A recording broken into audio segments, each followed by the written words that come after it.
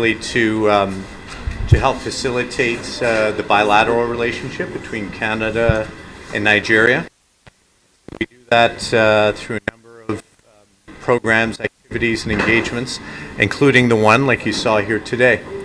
We're supporting an organization, ASF France Partners, which is helping facilitate this training session where we focus on human rights. And so human rights is one of a number of priorities that the Government of Canada looks to work with Nigeria and Nigerians to forward. And so that, that's just one example of the kind of work that our High Commission is doing in Nigeria. Despite the effort of your commission, as you mentioned there, that is a particular issue, and it's part of the reason why we support activities like the one that you're here today witnessing, because these are important discussions. And some of this results of today's training is about passing on some technical expertise and some advice, but there's also awareness raising as well. And so we feel through supporting these kind of activities, yes, we're helping those like the Police Complaints Commission to maybe do things that improve results, but it's also about a raising of awareness as well in the broader community. Now, what are the advice you give to the officers of the complaint today? Well, it's not so much advice. I think what we try to do is support organizations and efforts that bring human rights concerns to the forefront of discussion, and so we're very happy to do that here today. And that's all the time I have. Thank you very much.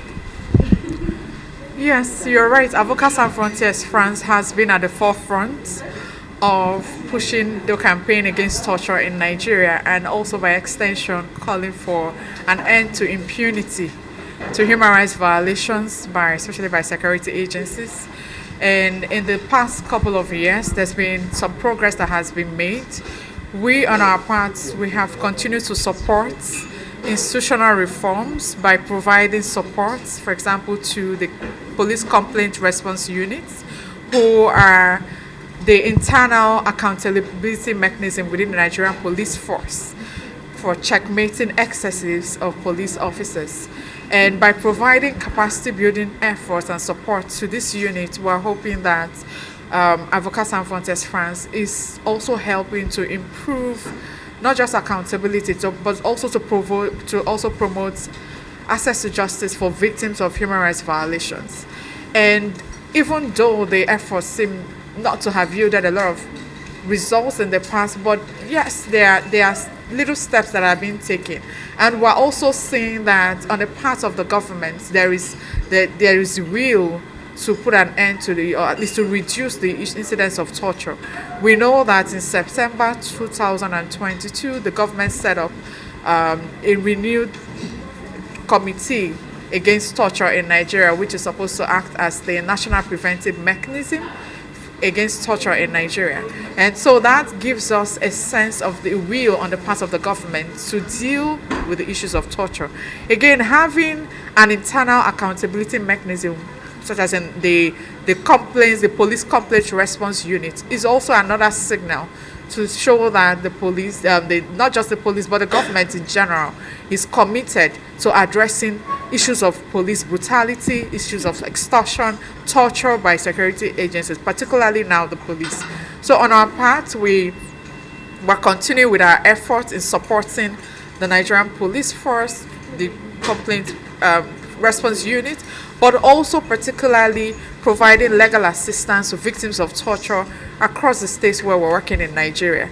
And we're happy that today's event is supported by the Canadian Funds for Local Initiatives.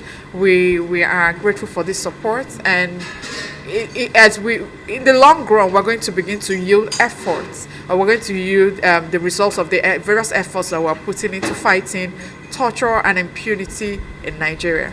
The members of the police response unit that are at this event have